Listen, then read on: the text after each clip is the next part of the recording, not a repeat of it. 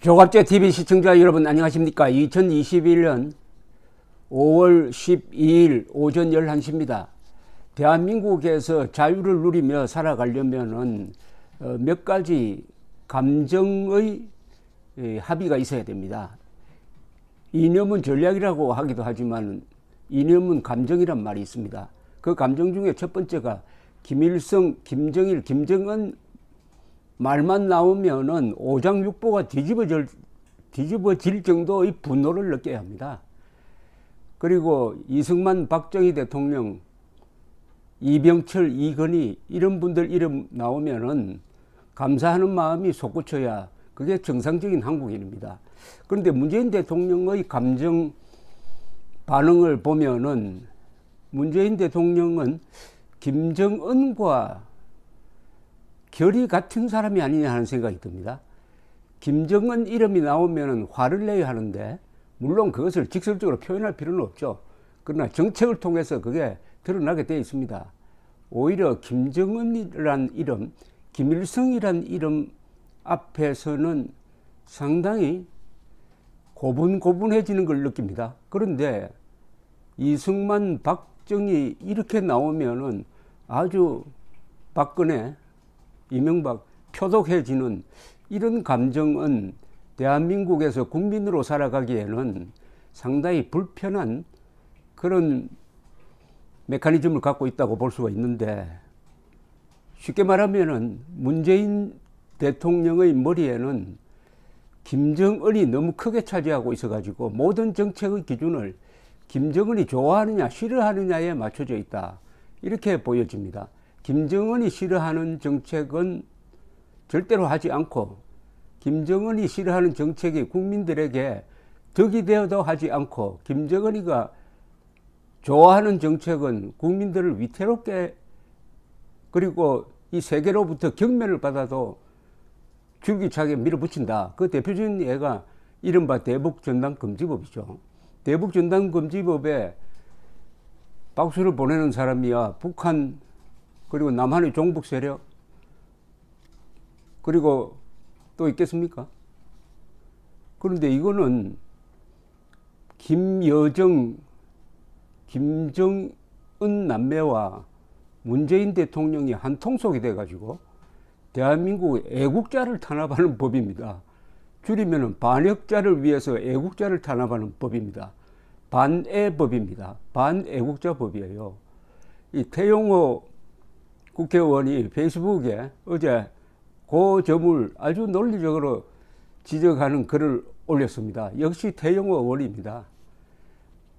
문재인 대통령이 어제 취임 4주년 연설에서 남북 합의와 현행법을 위반하면서 남북 관계에 찬물을 끼얹는 일은 결코 바람직하지 않다면서 정부로서는 엄정한 법 집행을 하지 않을 수 없다는 것을 강조한다라고 밝혔다. 남북 분단 역사에서 한 번에 수십 명이 하늘과 바다 육지에서 죽어나간 크고 작은 사건들이 많았지만 이렇게 사람 하나 다치지 않는 사건을 두고 남북의 정상급에서 힘을 모아 처벌하려는 일은 일찍이 없었다.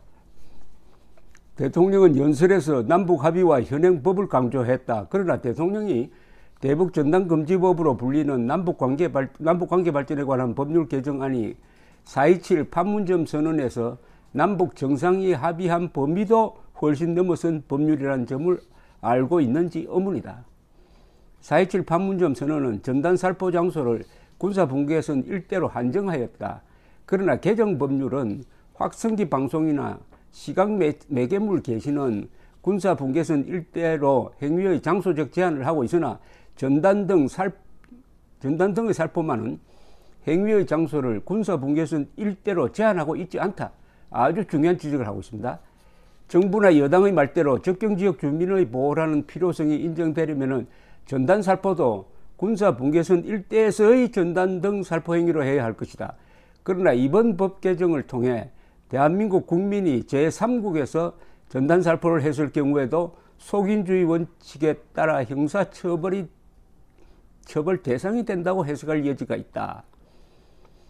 접경지 주민의 생명 안전이 우려된다면 접경지역 주민의 안전을 보장하면서도 전단을 보내는 방법은 얼마든지 있다. 그러나 정부와 여당은 남북 합의보다 더 비약하여 북한으로의 정보 유입 자체를 원천 봉쇄하는 데 초점을 두고 법을 개정했던 것이다.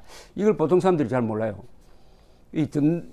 휴전선 부근에서의 전단, 대북 전단만 금지한 게 아니고요. 그러니까 대북 전단 자체를 금지해 버렸습니다. 그러니까 중국에 가서 보내는 것도, 저 동해상에 가서 보내는 것도 안 된다 이거예요. 그러면은 이게 말이 앞뒤가 맞지 않지 않습니까? 휴전선 부근에 사는 사람들의 안전을 위해서, 즉 분선을 보내면은 북한이 보복 공격을 해올 우려가 있으니까 전단 금지를 하지 않는다고 내걸더니 나중에 법을 만드는 거 보면은 하여튼 대북 전단 자체를 금지시켜 버린 겁니다. 저 먼데 떨어져서 보내는 것도 안 된다 이거예요. 이거는 뭡니까? 과잉 규제일 뿐만 아니라 오로지 김정은, 김여정 두 사람의 심기를 경호해 주기 위해서 대한민국 대통령이 애국자를 탄압하는 법을 만들어 가지고 지금 세계로부터 조롱거리가 되었다. 이거 아니겠습니까? 이어서 요 점이 굉장히 중요합니다. 그러니까 문재인 정권이 자국민 보호하기 위해서 풍선 금지시켰다는 말은 새빨간 거짓말이라는 뜻입니다. 오히려 김정은, 김여정을 보호하기 위해서 우리의 헌법적 가치, 아니 인류의 보편적 가치를 뭉개고 있다는 이런 지적입니다. 대북전단금지법은 김정은 정권의 적대적인 성격을 띠는 전단을 남북 교류 협력의 승인 대상으로 정해놓은 희비극을 만들어 놓았다. 법으로 승인을 받도록 규율하려면 일정 요건을 갖추면 승인해 주는 것이 일반적이어야 하는데 당연히 승인을 해주지도 않을 대상을 승인 대상으로 규정해 놓고 어기면 처벌한다는 것은 법을 잘 알고 계시는 대통령님도 읽어보시면 웃음이 나오실 것이다. 또 이 정권이 꼼수를 쓴 게 남북 교류 협력 대상으로 전단을 딱 해놓고 승인을 받아서 보내라 이겁니다. 그러니까 욕을 먹을 것 같으니까 그래도 승인만 받으면 보낼 수 있다고 해놨는데 대북 전단을 북한에 보내겠다고 승인을 요청하는 것도 웃기는 일이고 요청하면 그걸 그래 보내라고 해주겠느냐 이겁니다.